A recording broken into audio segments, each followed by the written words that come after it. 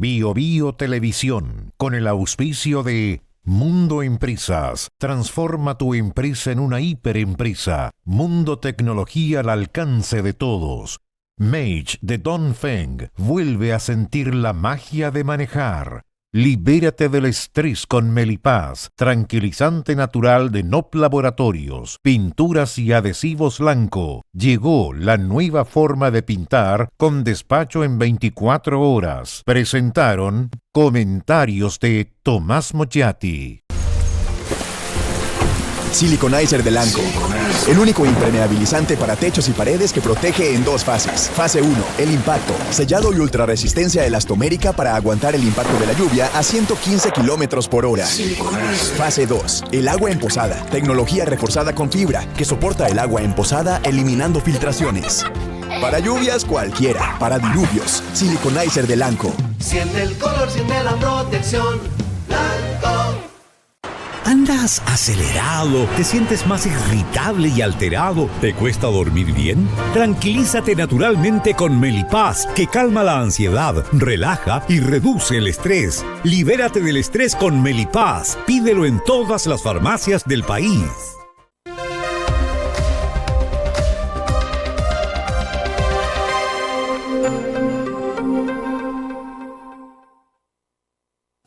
Janet Jara, la candidata del oficialismo, ha tenido días muy difíciles.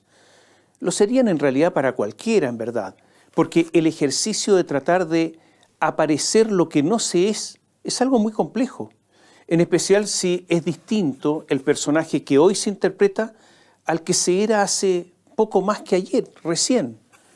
Hay que dar saltos largos, contorsionarse, disfrazarse.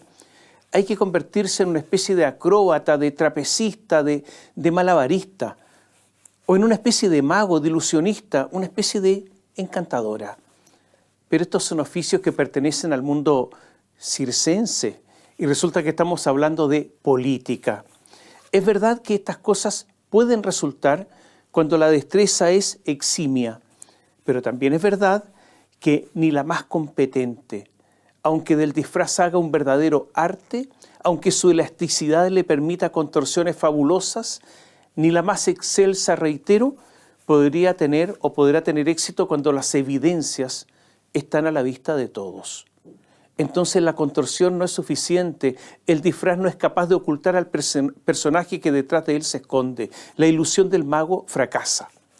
Esto es lo que le ha sucedido a Janet Jara en los últimos días. Los programas de gobierno son al mismo tiempo una promesa y una ilusión.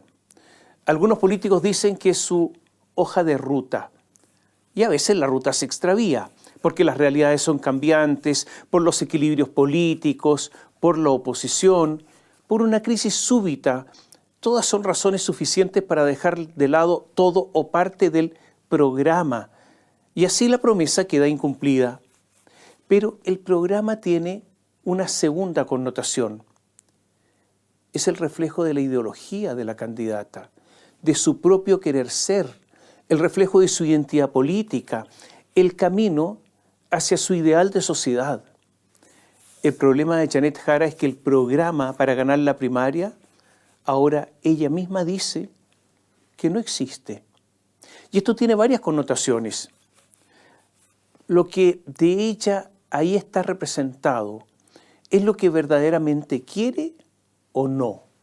Y si la respuesta es no, ¿los que votaron por ella en la primaria fueron engañados? ¿Fueron usados por ella? Si la respuesta es sí, naturalmente que los que podrían ser engatusados son los que ahora pretende seducir, porque si esa es la práctica, la podría repetir.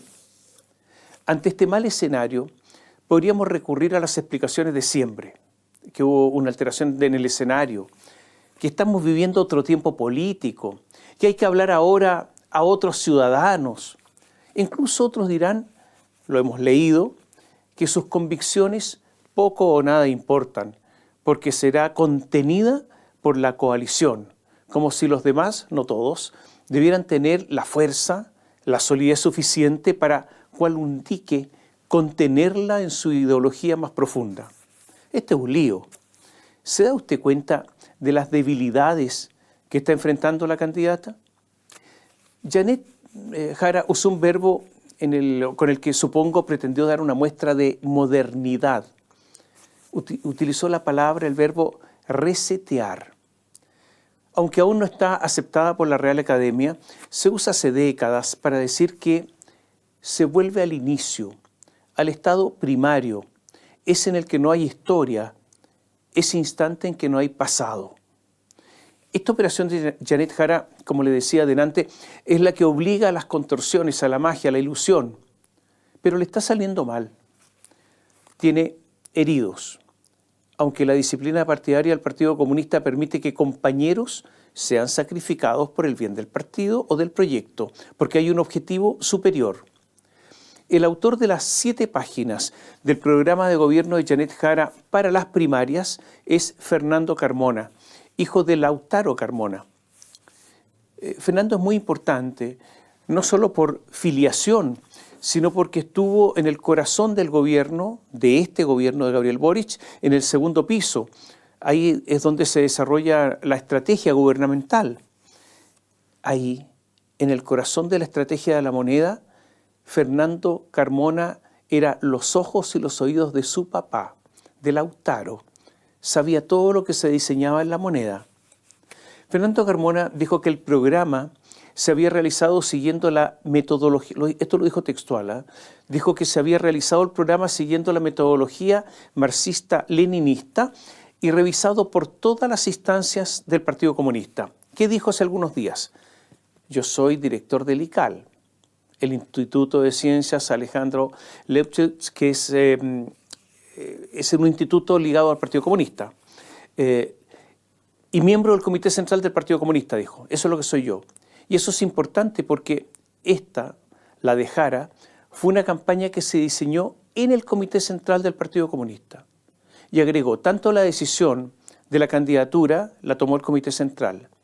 Escuche bien, la definición del programa de gobierno la hace el Comité Central. Asimismo, la estrategia con la que enfrentamos la campaña la hace el Comité Central. Cierro comillas porque es textual. O sea, el programa de gobierno de Janet Jara para las primarias es el programa del Comité Central del Partido Comunista. ¿Y eligió a quién como candidata? A una militante fiel y comprometida, una militante que ingresó al partido a los 14 años. Este programa incluyó algo que expresó así.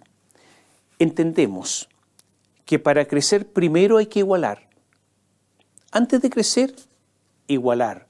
A diferencia de otros que creen que para igualar primero hay que crecer.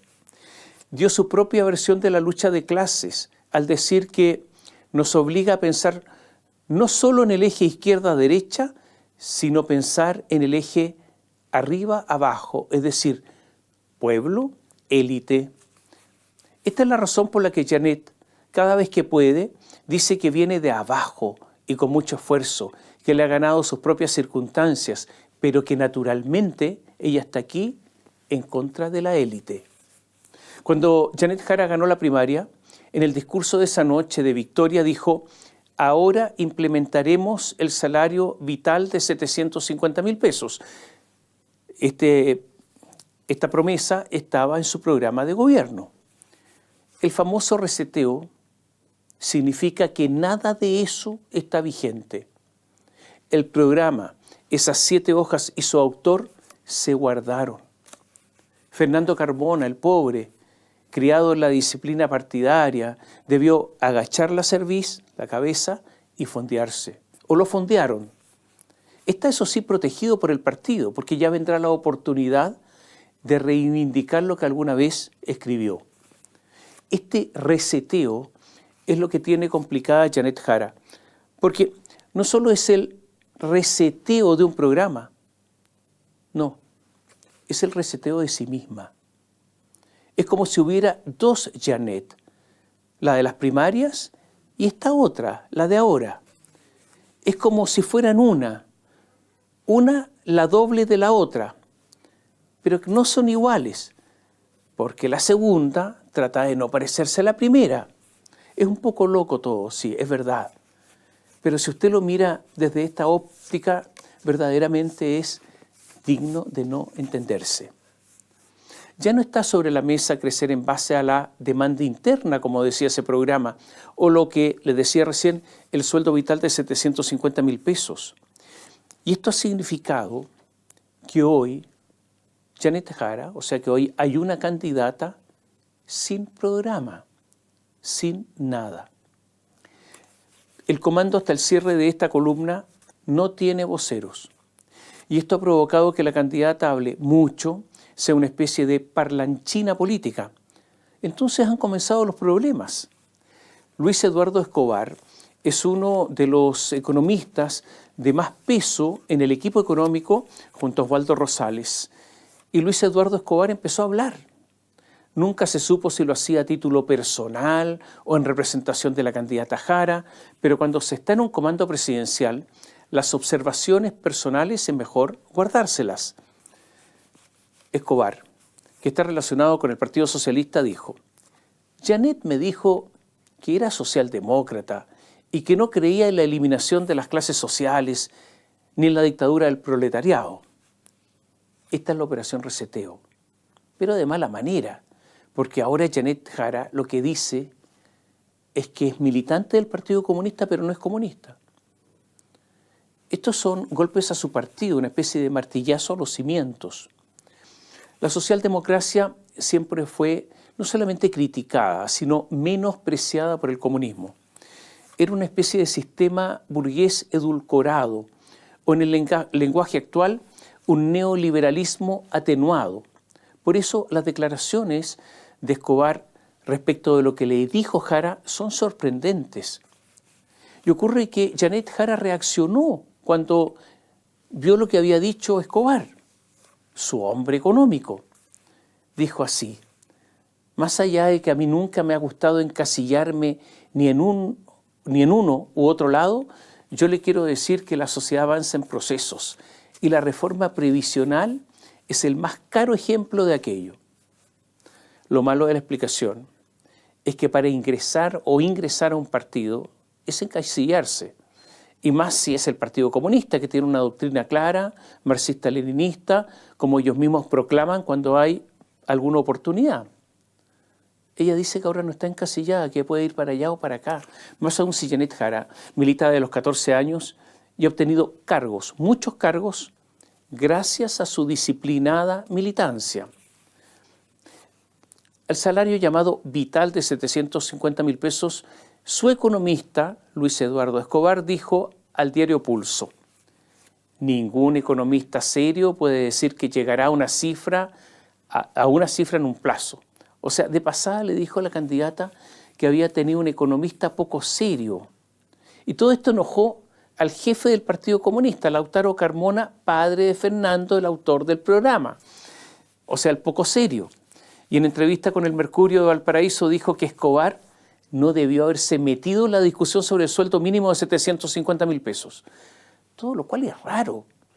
¿Cómo el economista no se va a meter en el sueldo mínimo del programa de gobierno? Pero le dijo así: no se meta en estas cosas. Desde el Frente Amplio, el diputado Andrés Giordano dijo: ningún economista, por capacitado que esté, puede definir lo que ocurrirá en un ciclo político abierto, marcado por demandas sociales profundas, que siguen pendientes.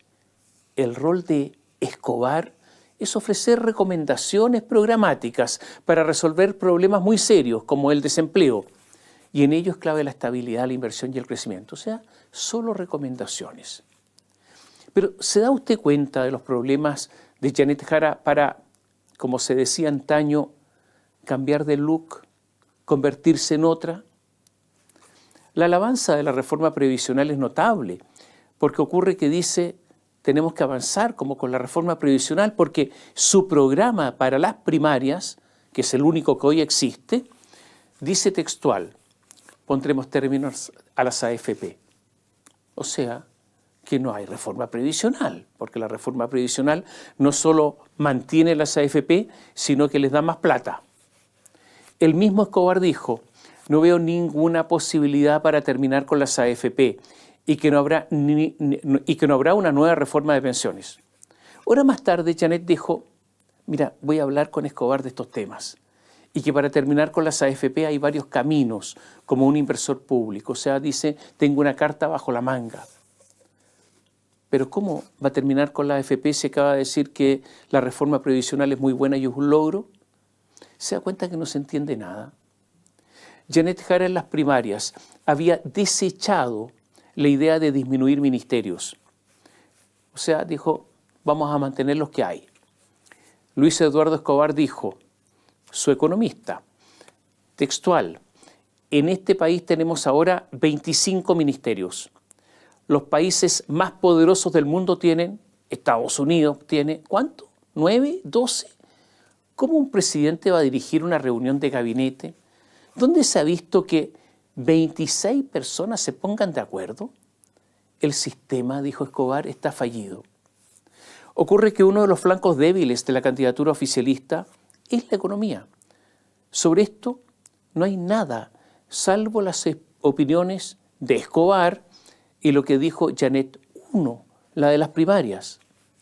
Otro flanco débil de la exministra del Trabajo es la cesantía, la que creció bajo su gestión. La oposición ha dicho que en el último año se han creado en Chile, en todo Chile, solo 141 empleos, una cifra insignificante y que ha sido argumento de los candidatos opositores. Entonces, ¿quién salió a defender a Janet Jara cuando le dijeron, usted, ministra del Trabajo, solo bajo su gestión se crearon en el último año 141 empleos? Salió a defenderla la vocera de gobierno, Camila Vallejo, compañera de partido, militante del Partido Comunista. ¿Y qué dijo Vallejo? Esto de que solo se han creado 141 empleos, que un poco la campaña que lamentablemente hemos visto en los videos del partido de la candidata Matei, es una interpretación parcial de los datos oficiales del Instituto Nacional de Estadística. Esto es parcial. Entonces, ¿qué dijo de nuevo el economista de Janet Jara? Luis Eduardo Escobar. Dijo, respecto del empleo, efectivamente la cifra es un desastre. De eso no cabe ninguna duda. La solución del problema del empleo es crecer, crecer, crecer. Si la economía no crece, no vamos a generar empleo. O sea, el economista en contra de Camila Vallejo y Camila Vallejo tratando de defender a Janet Jara, pero el economista les dice otra cosa. O sea, otro golpe al discurso oficialista. Yo diría que hasta le dio un golpe al mentón a Camila. Ante las propuestas ambientales de Janet I, programa para las primarias, Escobar, el economista, criticó el sistema de evaluación ambiental, señalando que lo que hoy ocurre es que cualquier persona que tenga alguna queja respecto de algún tema que considera que afecta su visión de lo que debiera ser la protección ambiental, puede judicializar el proceso. Lo peor, dijo, es que es recursivo. Esta cuestión puede volver a repetirse varias veces o de recurrir a los tribunales una y otra vez. De nuevo una diferencia. Y ahora hago un paréntesis. Habrá que dilucidar cuánto el socialismo democrático chileno empezó a usar la palabra kirchnerista para calificar algo malo, porque durante muchos años los Kirchner fueron admirados. ¿Y por qué digo esto? Porque Carolina Toá acusó el programa de gobierno que presentó la candidata Jara para las primarias de kirchnerista. Lo peor ocurrió en uno de los varios debates, esta vez en la Facultad de Ingeniería de la Universidad Católica. José Antonio Kast dijo que generaba incerteza las inversiones y en el clima de negocios las fantasías de nacionalización del cobre de algunos sectores y apuntó varias veces a Janet Jara, señalando que probablemente era la única de los candidatos presentes que no era partidaria de reducir impuestos a la minería y la instó a firmar un acuerdo en ese momento para declarar concesible el litio. Y Jara respondió que en la primaria oficialista jamás se habló de nacionalizar el cobre. Y dijo, textual, aquí hay gente que dijo que en la primaria se habló de nacionalizar el cobre y eso jamás se tocó. Yo lamento cuando el debate obliga a tener que desmentir cosas que tiran al aire a la pasada y un poco a la maleta también. La idea es hacer un debate de nivel y no estar emplazándose unos a otros. agregó que no va a subir ni bajar impuestos a la minería y que eso genera certeza y estabilidad. Y remató: ustedes van a tener que decidir sobre unos liderazgos populistas versus liderazgos serios y sobre ser coherente o no en política. O sea, ella es la serie coherente, los demás populistas. Y dijo estos argumentos un poco a la maleta, o sea, al estilo traicionero, alevoso. Lo malo es que su programa de las primarias dice, textual: promoveremos una minería sustentable y con valor agregado, nacionalizando el litio y el cobre. Fortaleceremos la economía circular y aplicaremos plenamente el Acuerdo de Escazú. Kast, el acusado de maletero, dijo: la candidata del gobierno salió a desmentir que en las primarias haya propuesto nacionalizar el cobre y el litio. El problema es que su programa dice literalmente que va a nacionalizar el cobre y el litio. En un debate en ENATRANS, es el Encuentro Nacional de Transporte de Carga, en el que Jara no concurrió, Kast la repasó. Dijo: le dejo la pregunta a ella, que no va a poder contestar acá, de si va a volver a faltar a la verdad, porque en esto experiencia tenemos. Y Jara contestó, dijo: personas que han usado la mentira como parte de la campaña de desinformación contra la candidata Matei, gente asociada a Kast, incluso la mentira como herramienta contra el presidente de la República. Yo sí, frente a todos ellos, tengo la hidalguía de reconocer que en el programa hubo un error y ese error se va a corregir. Le agrego entonces otro ingrediente a todo esto. Bori Barrera es uno de los amigos y consejeros más cercanos de Janet Jara. Es comunista, asesor, confidente político, fue convencional constituyente, jugó un papel muy importante en la convención constituyente. ¿Qué dijo en esa época, cuando se redactaba ese fallido proyecto constitucional? Textual: es clave la nacionalización del cobre y de otros bienes públicos estratégicos. Bueno, pero entonces, ¿cuál es la verdadera Jara? ¿La comunista o la socialdemócrata? ¿La que quiere nacionalizar el cobre o la que no quiere nacionalizar el cobre? ¿Son cambios o engaña a alguien? Pero ¿se da usted cuenta que el cambio de piel, el reseteo, como le decía al comienzo de esta columna, es extraordinariamente difícil? ¿Alguien puede creer que la nacionalización del cobre es un mero error, un simple error, una equivocación, un descuido fruto de la desaprensión en un programa de solo 7 páginas en que se refiere al cobre, que es fundamental para la economía del país? ¿Ese es un simple error de una política esencial?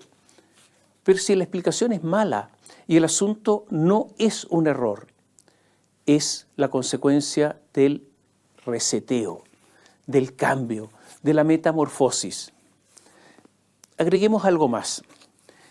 Janet Jara ha llegado a decir que se sintió incómoda con su programa de primarias, programa que, como ya les dije, emanó del partido, específicamente con la propuesta de desarrollo en base a la demanda interna. Pero, ¿y si se sintió incómoda? Bueno, ¿por qué no eliminó esa parte del programa? ¿A quién le manifestó su desasosiego? Incluso dijo que esta era una medida desafortunada y por eso quien la formuló ya no está en el comando, refiriéndose al joven Carmona. Pero un asunto tan fundamental en un programa económico, reitero, ¿por qué si la tenía incómoda, aunque no lo dice derechamente, o lo consideraba un error, por qué no lo cambió? ¿O es que en ese momento estaba de acuerdo y ahora, de nuevo, con el reseteo, ha calculado que es bueno eliminarlo?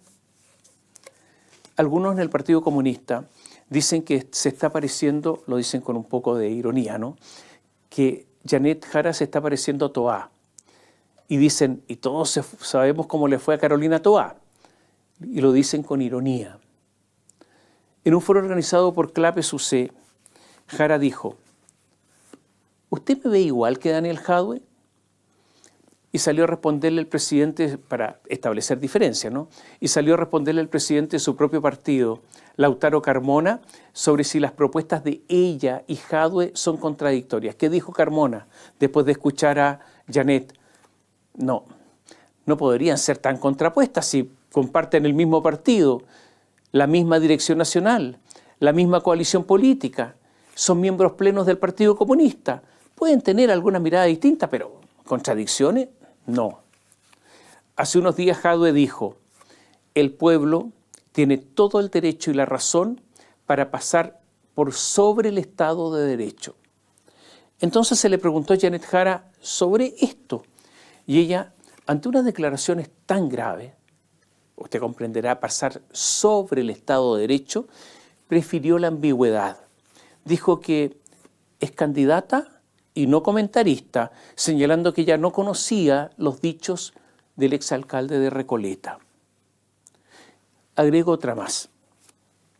Durante el funeral de Sebastián Piñera, Gabriel Boric dijo, como oposición, como ha sucedido otras veces en nuestra historia, en medio de la vorágine política, durante su gobierno, las querellas y las recriminaciones fueron en ocasiones más allá de lo justo y razonable. Hemos aprendido de ello y todos debiéramos hacerlo, todos. Se refería no solo a las querellas, sino a los intentos de destituir a Piñera, incluso con su propio voto. Boric en ese momento resaltó que Piñera pidiera un informe a la ONU por las violaciones a los derechos humanos ocurridas desde el 18 de octubre de 2019, después del estallido. Estas declaraciones de Boric, recordemos que molestaron al Partido Comunista. Entonces, cuando se le preguntó a Janet Jara, ella nuevamente optó respecto de esto por la ambigüedad. ¿Qué dijo? Lo que pasa es que yo no me puedo hacer cargo de hechos que pueden haber realizado otras personas. Incluso en el caso del presidente, yo creo que él tuvo un gran gesto en reconocer los errores que él pudo considerar que cometieron. Pero no es mi caso. Entonces no me hago cargo de aquello. No hice ninguna de las cosas de las cuales me pudiera arrepentir. No dijo cuáles, ni dijo cuáles eran las otras cosas. La indeterminación de Janet se debe posiblemente a que en el 17º Congreso del Partido Comunista de Chile, celebrado este año, hace poco, en su resolución final se dijo, textual, respecto del estallido.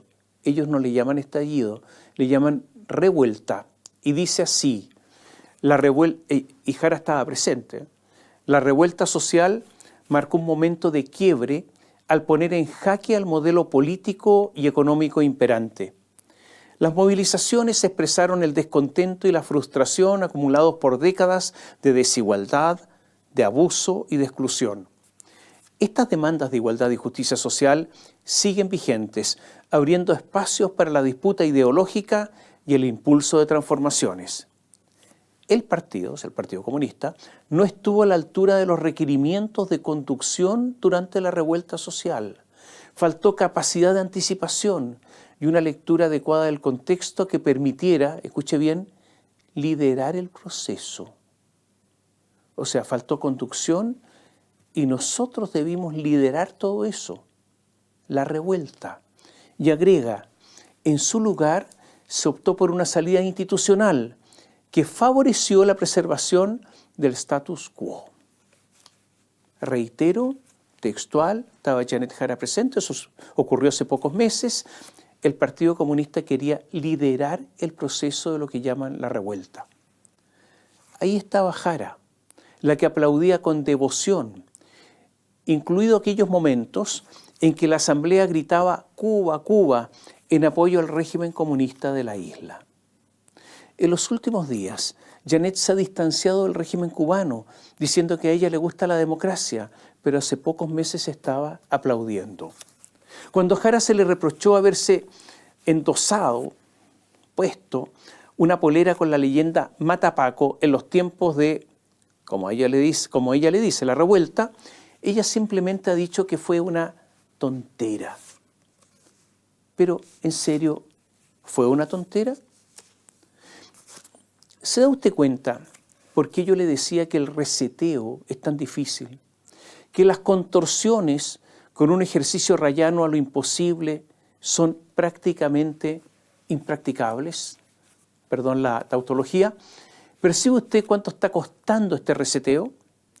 Todo esto ocurre porque hubo una extrema lentitud de Jara en conformar su comando después de las primarias.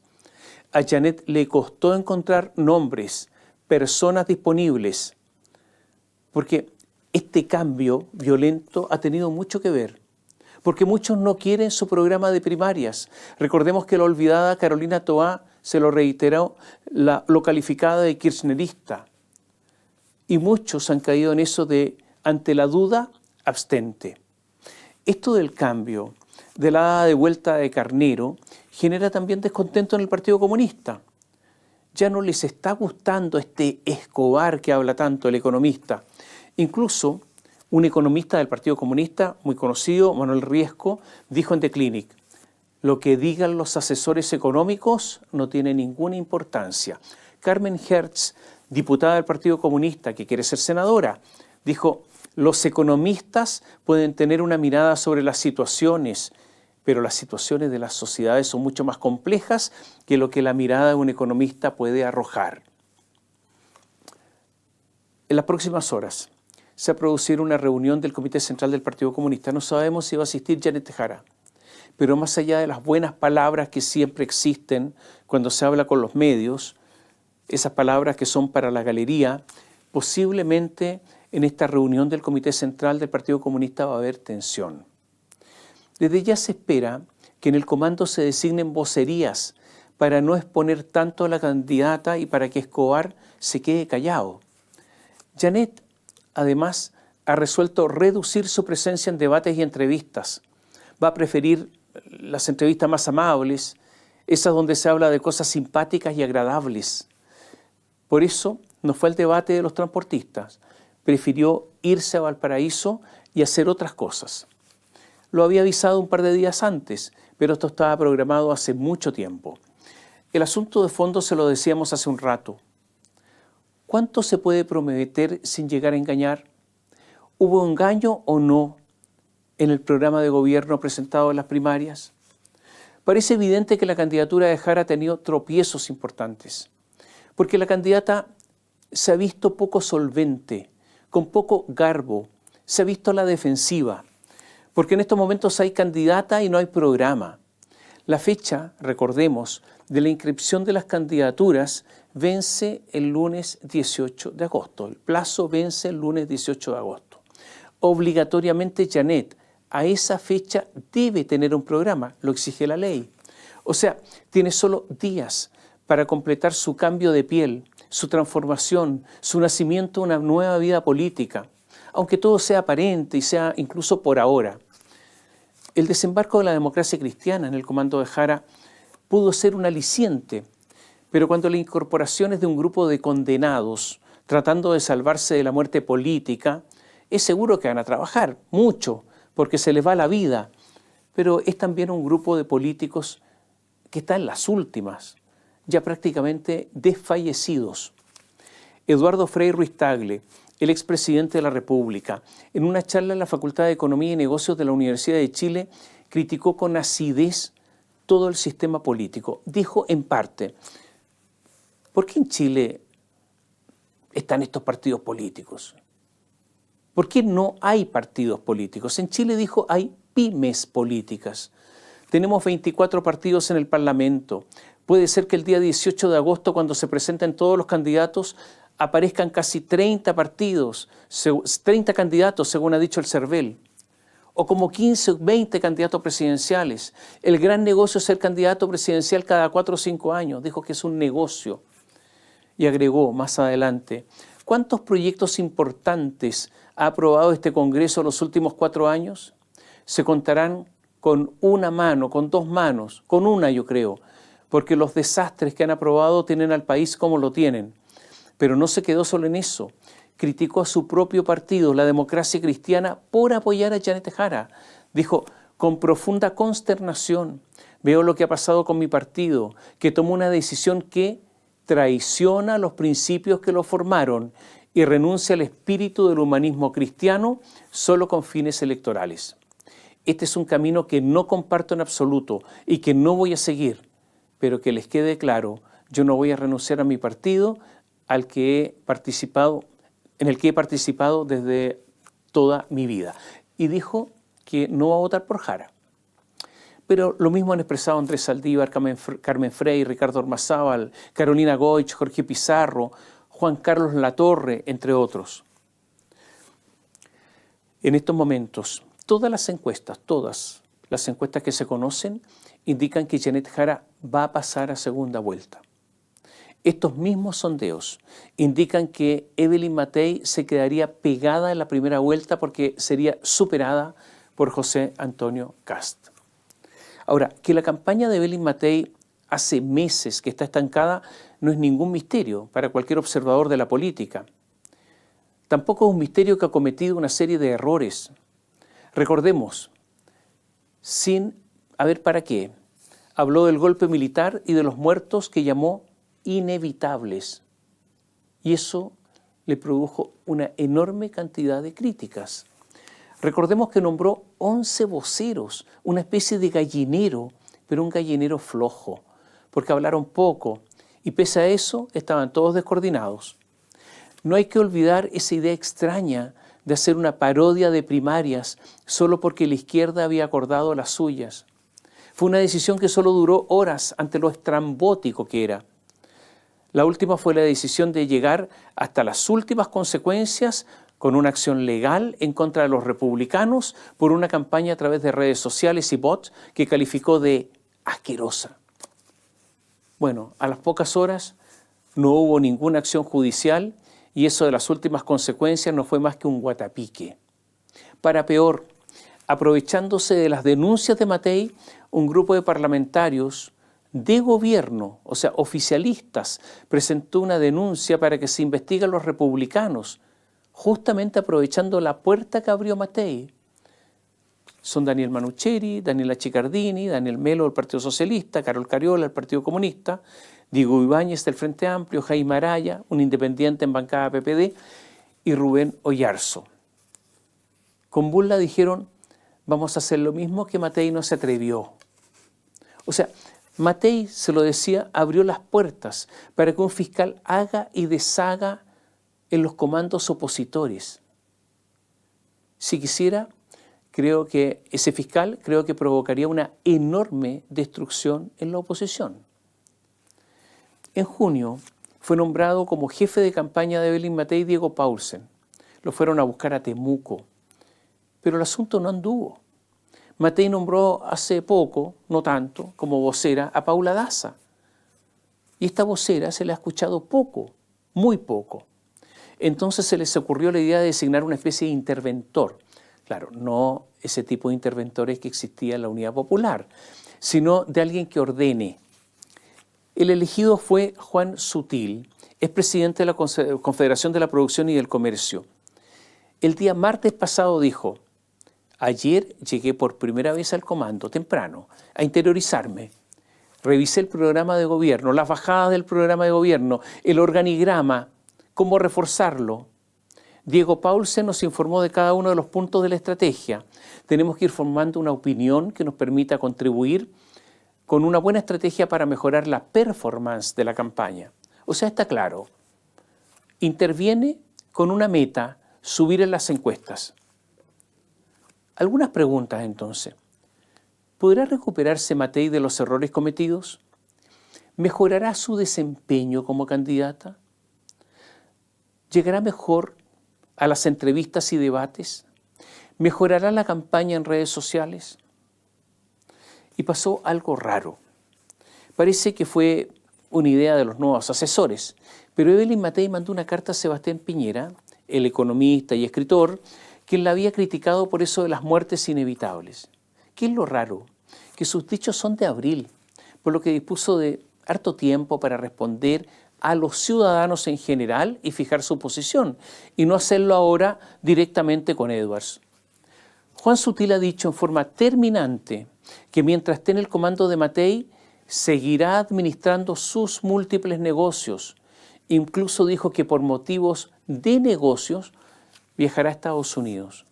O sea, es un asesor principal, es un interventor, pero a tiempo parcial, part-time. Los negocios, no, los negocios no se dejan por ningún motivo. Chile está primero, pero a ratos, una cosa así, parecía a eso, ¿no? Se lo pregunto en serio, ¿puede una campaña manejarse de esta manera? ¿Acaso no nos dicen que el país está en una crisis y hay que dedicarse full time a esta crisis? Si su empresa enfrentara una crisis, ¿le dedicaría solo una parte de su tiempo? Una campaña en serio no se maneja así. Una campaña es algo extremadamente complejo que requiere todo el tiempo, toda la energía, toda la inteligencia. ¿Sabe? Ahí en ese lugar algo no anda bien. Y hay algo más. La derecha siempre ha cargado con la crítica de que no solo es cercana a los grandes empresarios, sino que se mueve al ritmo de ellos. ¿Qué conflictos de interés pueden existir en la incorporación de Sutil al comando de Evelyn Matei?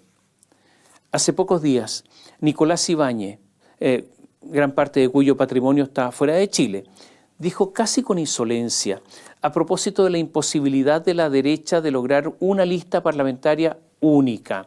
Dijo, se están dando las escaramuzas que siempre se producen, pero se van a ordenar, no me cabe la menor duda, dentro de los próximos días y semanas, porque nadie va a aceptar esto.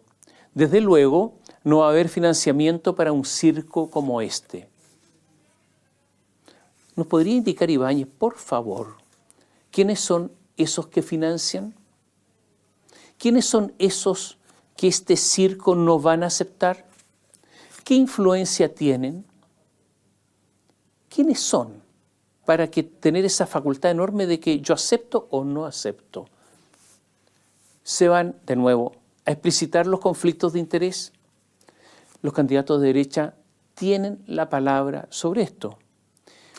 Y es evidente que el cambio que diseñó Matei al considerar a Kast un adversario, porque él o ella van a pasar a segunda vuelta, y de ahí su denuncia de la campaña asquerosa, este giro atacando a Kast fracasó. La llegada de Juan Sutil es el último intento de sacar la candidatura de su estancamiento. Si no suben las encuestas en las próximas semanas, podría producirse el abandono del barco. Ya algunas grietas salieron a relucir hace algunos días con las declaraciones de los diputados Andrés Celis, Jorge Alessandri, Miguel Mellado.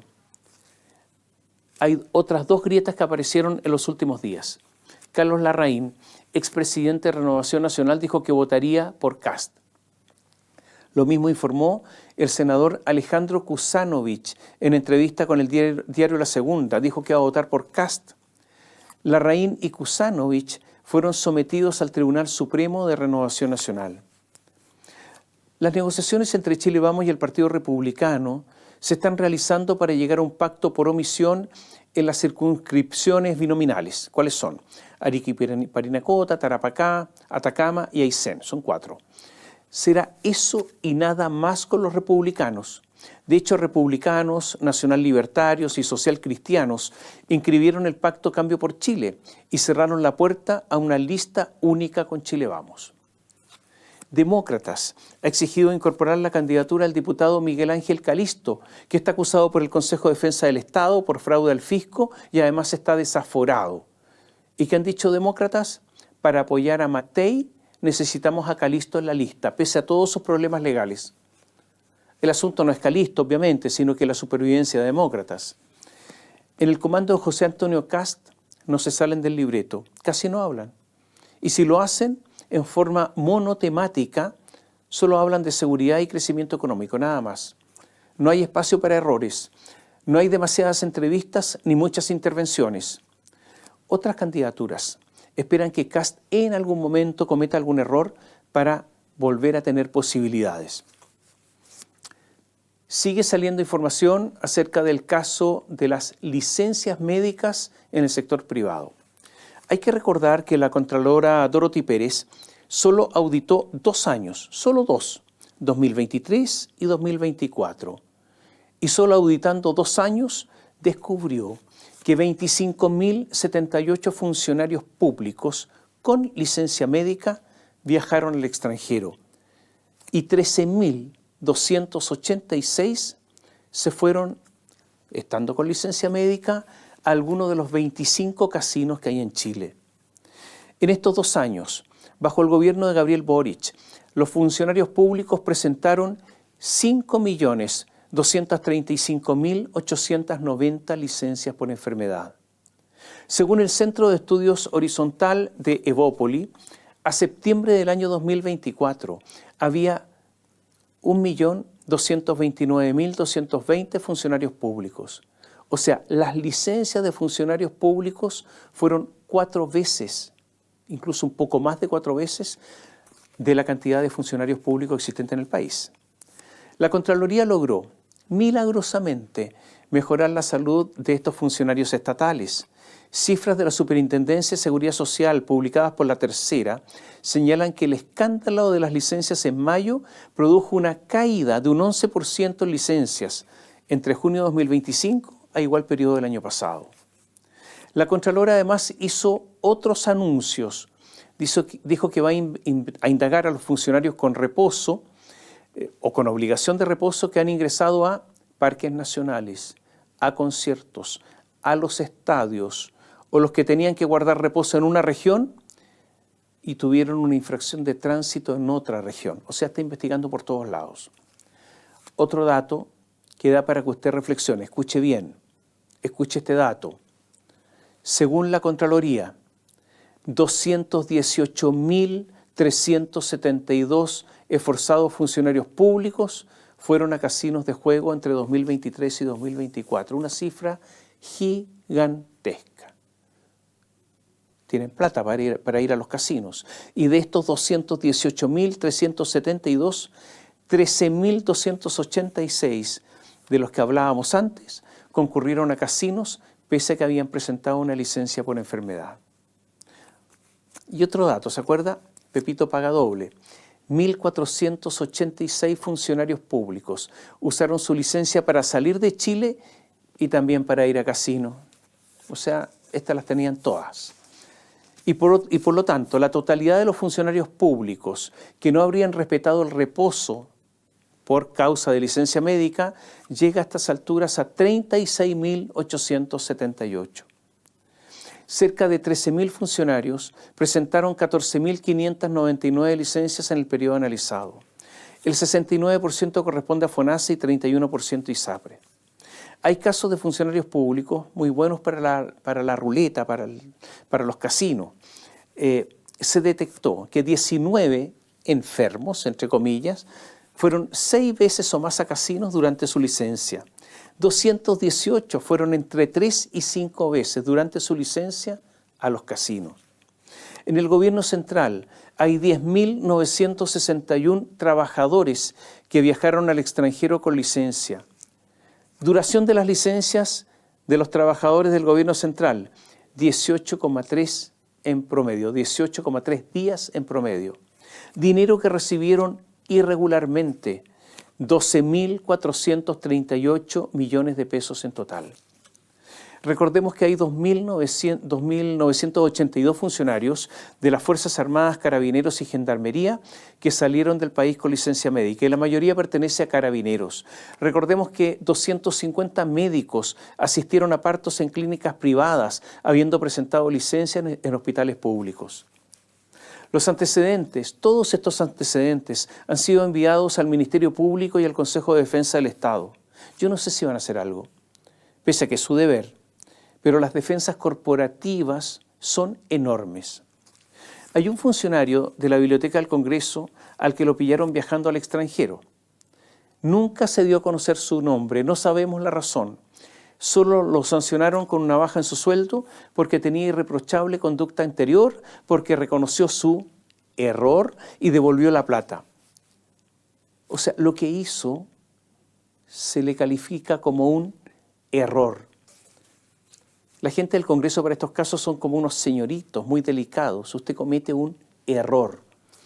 Esto despertó polémica y ha habido distintas versiones acerca de si ese desconocido, protegido por el anonimato, renunció o sigue ahí. Ha habido informaciones contradictorias. Pero ¿qué pasa con la gente en el sector privado que, habiendo tenido licencia médica, viajó al extranjero o hizo cualquier otra actividad? No pasa nada. Se debiera investigar por parte de la Superintendencia de Seguridad Social, pero no lo hace. La Contralora debiera exigir a esa gente para que haga el trabajo y se revise, igual que en el sector público. El economista David Bravo llamó a poner atención con esto, en las pensiones por invalidez. ¿Por qué? Porque podría presentarse un caso similar al de las licencias médicas. Pensiones por invalidez. Le doy algunos números. Entre 2009 y 2016 había un promedio de aproximadamente 1.300 solicitudes de invalidez mensuales. En 2018 creció un 18% y entre 2022 y 2025 aumentó en un 88%. Las cifras no cuadran. Aquí hay algo raro. ¿Alguien va a fiscalizar esto o tiene que una vez más llegar la Contraloría? En mayo de 2020, un narcotraficante contrató a un sicario y asesinó al padre de Valentina Correa, el ingeniero Alejandro Correa. ¿Por qué lo mandaron a matar? Lo mataron porque quería simplemente recuperar un terreno de su propiedad en Quilpué que ese narco que lo mandó a matar se había tomado para hacer sus negocios y tropelías. En estos momentos hay una orden de desalojo de quienes están ahí y además una orden de demolición de 45 viviendas. Esa orden es del Servicio de Vivienda y Urbanismo, del Servio, que depende del ministro Carlos Montes. La Corte de Apelaciones de Valparaíso ordenó que el Servio cumpliera con la sentencia. Y el Servio, que depende, insisto, del ministro Montes, emitió una declaración absolutamente insólita. Dice, para justificar el no cumplimiento de una sentencia judicial, lo que constituye a mi juicio el delito de desacato, que según el protocolo de derechos humanos de la Corte Suprema, para demoler esas 45 viviendas hay que primero desalojar, y que el desalojo no lo van a hacer ellos, que lo debe hacer la víctima, Valentina Correa. No solamente su terreno ahora le pertenece a ella, está tomado ilegalmente, no solamente le mataron el papá, sino que ahora le dicen que ella tiene que ir a desalojar a la gente por sí y ante sí, porque si no, no van a hacer nada. Carlos Montes, el ministro de Vivienda, sabe por qué se perdió la democracia en Chile. Cuando se viola el Estado de Derecho, en forma tan flagrante, las personas ya no creen en la democracia. En el otoño de la vida, recaer en lo mismo no es otra cosa que obtusa ideología. Contra toda justicia, obviamente. Y ahí está, una situación totalmente contraria a derecho y nadie hace nada. Ahora, no hay que buscar mucho. El Ministerio de la Vivienda, dirigido por el mismo ministro Montes, ha reconstruido solo el 7% de las viviendas destruidas en los incendios de Quilpué y Villa Alemana. Muchas veces cuando Montes era diputado se escuchaba una especie de suspiros diciendo si Montes fuera ministro de Vivienda todo esto cambiaría porque es el que más sabe en Chile de todas estas cosas. Bueno, bajo él ocurrió el caso Fundaciones y bajo su administración no se reconstruye, solo el 7% de la vivienda reconstruida.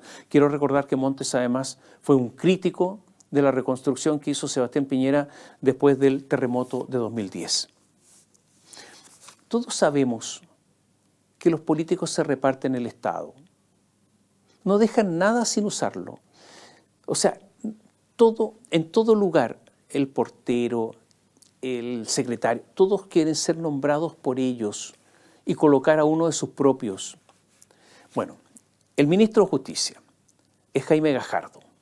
Jaime Gajardo es militante del Partido Comunista. Depende del ministro de Justicia Gajardo el Servicio Médico Legal, cuya directora es Marisol Prado, también del Partido Comunista. Y acaban de elegir al subdirector. La lista de postulantes la eligió la directora, Marisol Prado.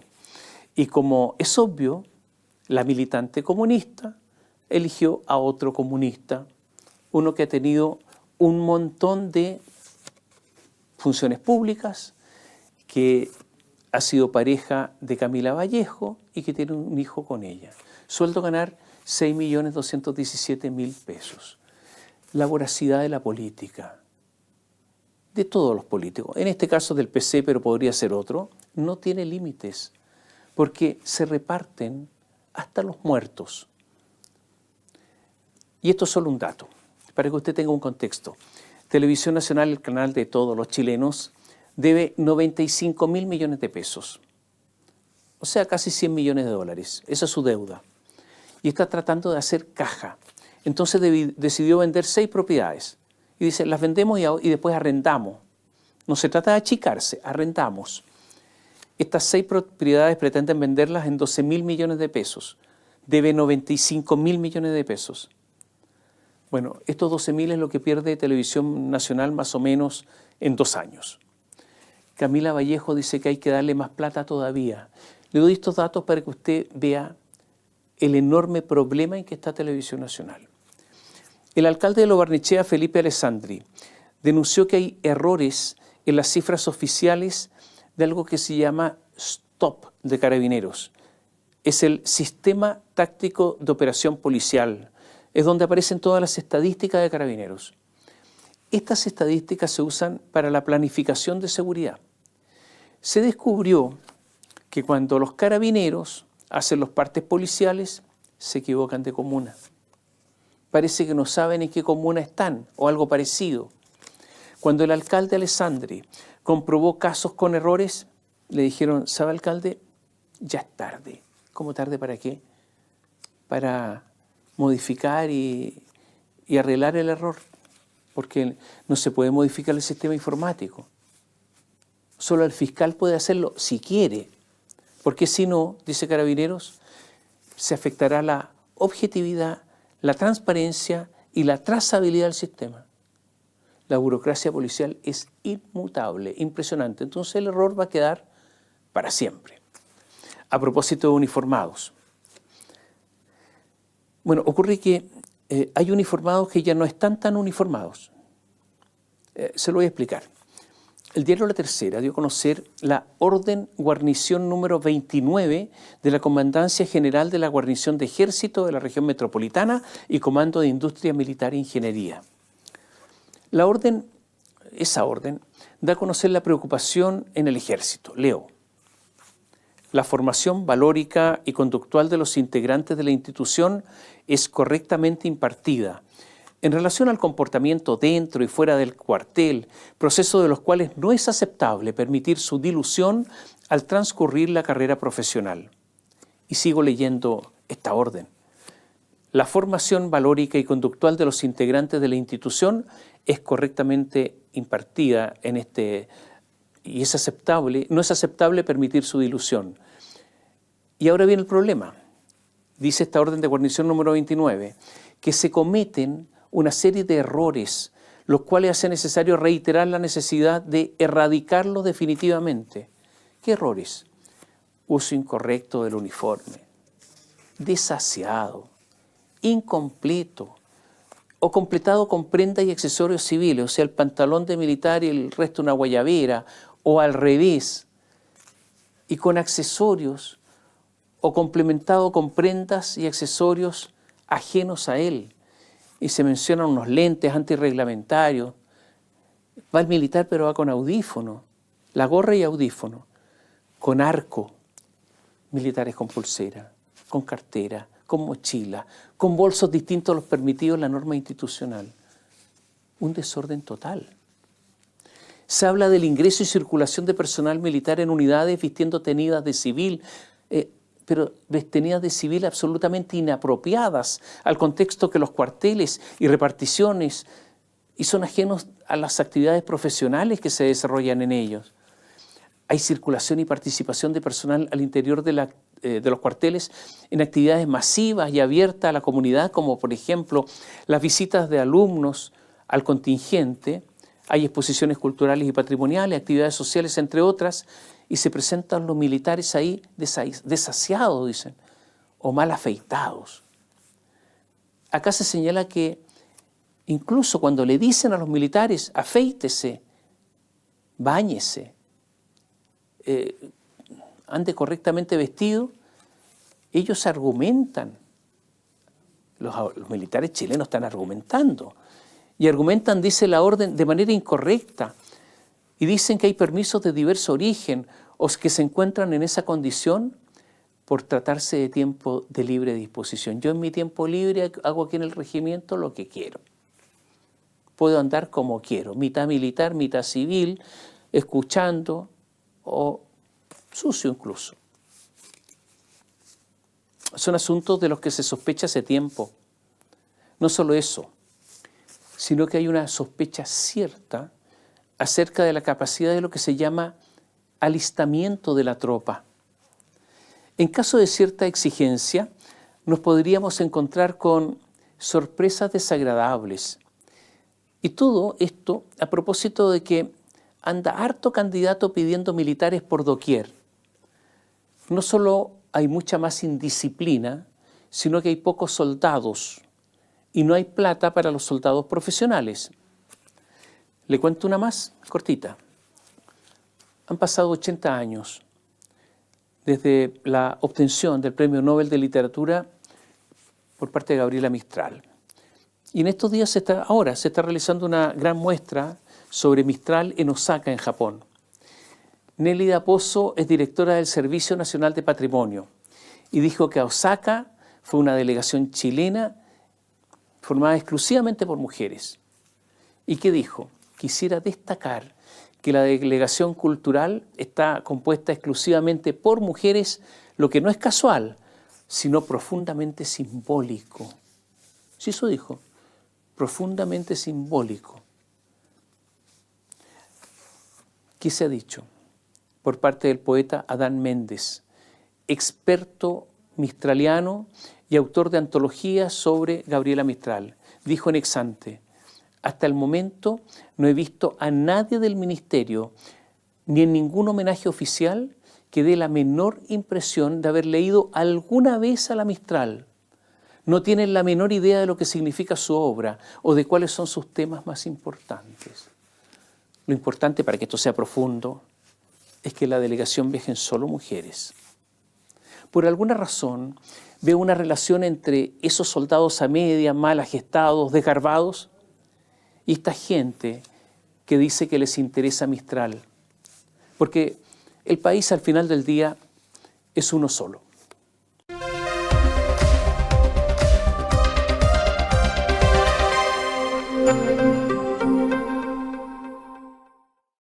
Bio Bio Televisión, con el auspicio de Mundo Empresas. Transforma tu empresa en una hiperempresa. Mundo Tecnología al alcance de todos. Mage de Dongfeng vuelve a sentir la magia de manejar. Libérate del estrés con Melipaz, tranquilizante natural de NOP Laboratorios, pinturas y adhesivos Lanco. Llegó la nueva forma de pintar con despacho en 24 horas. Presentan comentarios de Tomás Mochiati. Siliconizer de Lanco. El único impermeabilizante para techos y paredes que protege en dos fases. Fase 1, el impacto. Sellado y ultrarresistencia elastomérica para aguantar el impacto de la lluvia a 115 kilómetros por hora. Fase 2, el agua en posada. Tecnología reforzada con fibra que soporta el agua en posada eliminando filtraciones. Para lluvias cualquiera, para diluvios. Siliconizer de Lanco. Siente el color, siente la protección. Lanco. ¿Andas acelerado? ¿Te sientes más irritable y alterado? ¿Te cuesta dormir bien? Tranquilízate naturalmente con Melipaz, que calma la ansiedad, relaja y reduce el estrés. Libérate del estrés con Melipaz. Pídelo en todas las farmacias del país.